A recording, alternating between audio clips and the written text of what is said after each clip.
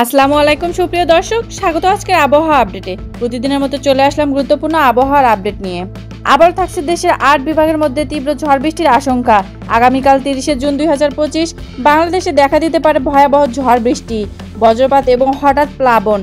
আবহাওয়া অধিদপ্তরের বিশেষ বার্তায় বলা হয়েছে, দেশের উত্তর পূর্ব মধ্য উপকূলীয় এলাকাগুলোতে আজ সক্রিয় রয়েছে গভীর নিম্নচাপ। তো প্রিয় দর্শক, আগামীকালকের বাংলাদেশের আবহাওয়া কেমন থাকতে পারে, কোথায় তীব্র ঝড় বৃষ্টি হতে পারে এবং কোন কোন জেলায় প্রচুর পরিমাণ বন্যা হতে পারে তা জানাবো আজকের এই ভিডিওটিতে।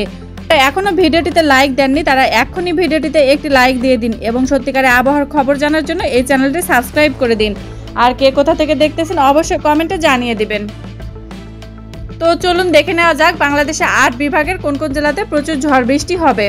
প্রথমে শুরু করছি রংপুর বিভাগ দিয়ে। আজ রংপুর বিভাগের প্রায় সব জেলায় রয়েছে ভারী বৃষ্টিপাতের আশঙ্কা। দিনাজপুর, গাইবান্ধা ও কুড়িগ্রামে নদীর পানি বিপদসীমার উপরে। সন্ধ্যার পর বজ্রঝড় ও জলাবদ্ধতা দেখা দিতে পারে।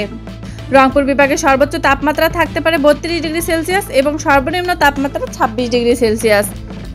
ময়মনসিংহ বিভাগে ময়মনসিংহ, জামালপুর, শেরপুর ও নেত্রকোনা এই 4 জেলায় বজ্রপাত ও হঠাৎ ধমকা হওয়ার সম্ভাবনা রয়েছে। দুপুর থেকে রাত পর্যন্ত থেমে থেমে ভারী বর্ষণের পূর্বাভাসও দেওয়া হয়েছে। নদী তীরবর্তী এলাকায় সতর্ক জারি করা হয়েছে প্লাবনের জন্য। ময়মনসিংহ বিভাগে সর্বোচ্চ তাপমাত্রা 31 ডিগ্রি সেলসিয়াস এবং সর্বনিম্ন তাপমাত্রা 26 ডিগ্রি সেলসিয়াস থাকতে পারে। সিলেট বিভাগে সিলেট, সুনামগঞ্জ, মৌলভীবাজার, হবিগঞ্জ জেলার বৃষ্টির তীব্রতা সবচেয়ে বেশি। গত 24 ঘন্টায় 200+ মিলিমিটার বৃষ্টি রেকর্ড করা হয়েছে। পাহাড়ি ঢল ও নদী ভাঙ্গনের আশঙ্কা প্রবল। সিলেটে বন্যার প্রথম স্তরে সতর্কতা জারি। সিলেট বিভাগের সর্বোচ্চ তাপমাত্রা 33 ডিগ্রি সেলসিয়াস এবং সর্বনিম্ন তাপমাত্রা 26 ডিগ্রি সেলসিয়াস। চট্টগ্রাম বিভাগের উপকূলীয় পাহাড়ি অঞ্চলগুলো সবচেয়ে বেশি বিপদে। চট্টগ্রাম শহর, কক্সবাজার ও রাঙ্গামাটি, খাগড়াছড়িতে তীব্র বর্ষণের ভূমিধসের আশঙ্কা রয়েছে। কক্সবাজারে 7 নম্বর বিপদ সংকেত সক্রিয় হতে পারে আগামীকাল রাতে। সাগরে 6 থেকে 8 ফুট উচ্চতার জলোচ্ছ্বাসের শঙ্কা রয়েছে।